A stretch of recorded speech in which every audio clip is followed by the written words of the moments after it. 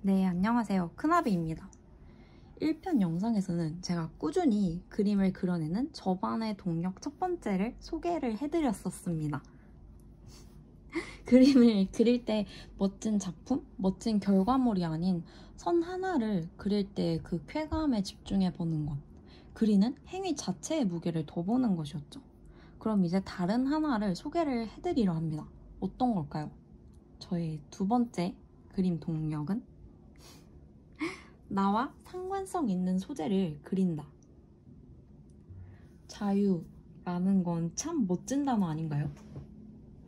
우리는 학교든 회사든 인간관계든 속박되는 거 별로 안 좋아하잖아요. 그림도 뭘 그려야 한다, 어떻게 그려야 한다, 그런 법이 없죠. 뭐 입시미술이나 극사실주의 같은 어느 수준에 준해야 되는 그런 그림이 안 한 말이죠. 이런 멋진 자유가 주어졌음에도 불구하고 오히려 나는 뭘 그려야 될지 잘 모르겠는데? 이렇게 방황하는 분들이 계세요. 이건 저를 포함해서 그림을 그리는 이들의 이제 시대를 초월한 그런 창작자들의 영원한 고민 아닐까요? 마치 원시시대 때부터 시작된 국경과 시대를 초월해서 밥때가 되면 오늘 뭐 먹지? 하는 이런 고민같이 말이죠. 자, 그렇다면 우리는 과연 뭘 그려야 할까요? 영감은 뭐고 작품은 뭘까요? 뭐가 어떻든 그 엄청난 영감님이 오셨다고 칩시다. 이게 나의 대단한 작품으로까지 연결이 될까요? 설령 그런 대단한 작품이 되었다 하더라도 지금 나와 동시대의 지구촌 이 사람들이 알아봐 줄 수 있을까요? 우리가 잘 아는 유명한 옛 화가들을 떠올려 봅시다. 생애 인정받은 화가 어떤 작가가 떠오르나요? 몇 명이나 떠오르시나요? 뭐 그 시절에 인스타그램이나 그라폴리와 같은 플랫폼이 있었다면은 그 미술사가 또 어떻게 달라졌을지는 모르겠습니다. 이런 걸 생각해 본다면 그 대단한 영감님이 오셨다 할지라도 명작이 만들어진다 하더라도 글쎄 좀 싶기도 합니다. 그런 작품에 대한 우리 시각을 살짝만 틀어볼까요?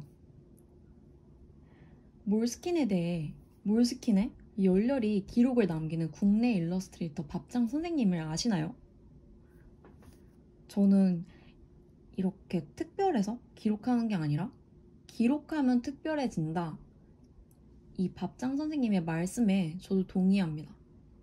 저 또한 유별난 영감, 특별한 작품에 초점을 두는 게 아니라 저와 상관성 있는 경험에 관련된 소재에 초점을 두고 그림을 그립니다. 제가 친구와 먹은 음식, 디저트, 제 파우치 속의 화장품, 설거지할 때 사용한 고무장갑, 거의 다 쓴 짜부라진 물감 튜브 같은 것들 말이죠. 별것 아닌 것 같지만 막상 그려보면 나와 엮인 이런 대상들이 꽤 흥미로운 데다가 실제로 그리고 나면 정말 작품이 됩니다. 이렇게 일상이 작품이 되는 경험을 해보니 저 같은 경우는 또 다음 그림을 자연히 그리고 싶게 되더라고요. 일상을 더 눈여겨보게 되기도 하고요. 비밀이지만 이런 음식물 쓰레기 봉투 같은 것도 몰래 그립니다.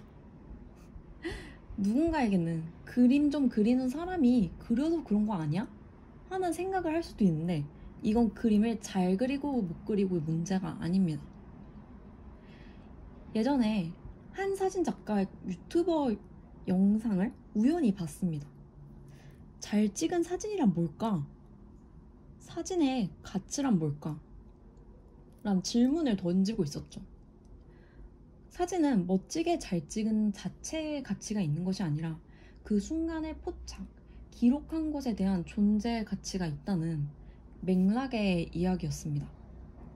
여러분이 학창시절 친구와 찍었던 사진을 발견했을 때 나 이거 사진 초점이 안 맞았네. 조명은 또 왜 이래?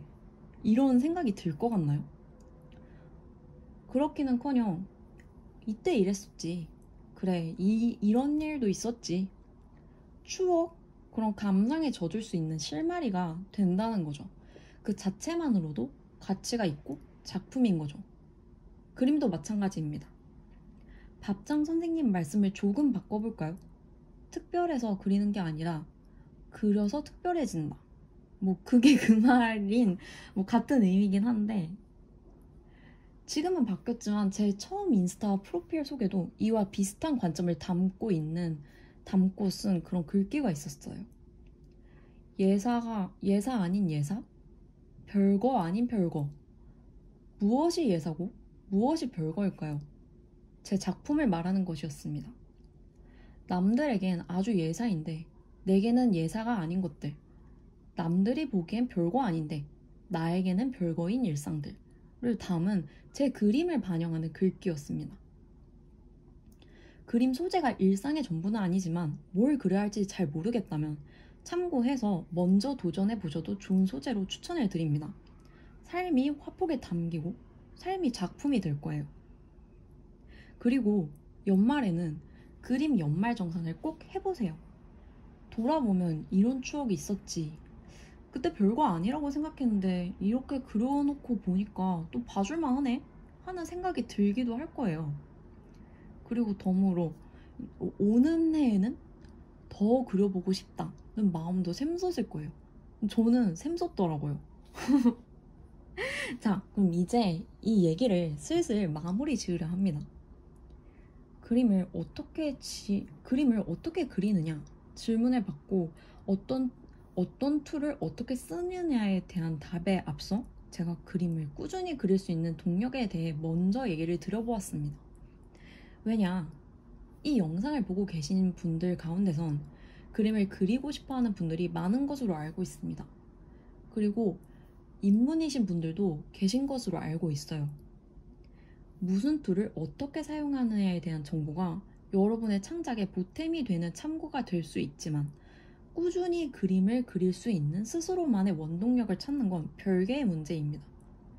그리고 창작에 있어 장기적으로 이 부분이 가장 중요하다고 생각하기에 이 부분을 먼저 공유드리게 되었습니다. 오늘 이렇게 그림 그리는 동력에 관해 말씀드린 부분도 어디까지나 저의 관점입니다. 이 부분에 있어 궁금증을 안고 계신 분들은 저뿐만 아니라 자신이 좋아하는 스타일의 작가만 그렇게 볼 게 아니라 꾸준한, 부지런한 창작하는 다른 작가분들에게 시선을 돌려서 무엇을 왜 그릴까? 이 사람은 어떻게 계속 쉼없이 이렇게 그릴 수가 있지? 살펴보고 궁금하다면 작가분들에게도 직접 물어보기도 한다면 이렇게 한다면 여러분만의 창작의 길 방향성을 잡는 데 도움이 되지 않을까 합니다. 이 부분 역시 저 역시 꾸준히 관심 가져야 하는 부분이라 생각하고요. 무엇보다 작품도 작품이지만 이렇게 그림 그리는 행위를 할 수 있다는 것 자체에 대한 자부심을 가지시길 바래요.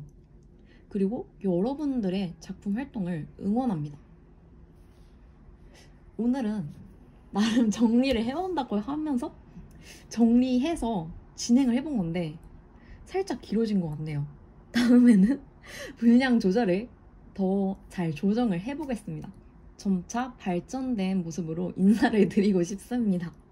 그리고 보시면서 혹시 궁금한 점 보거나 듣고 싶은 내용 있으시면은 댓글이나 인스타 DM도 좋으니까 남겨주세요. 제 콘텐츠에 반영을 하겠습니다.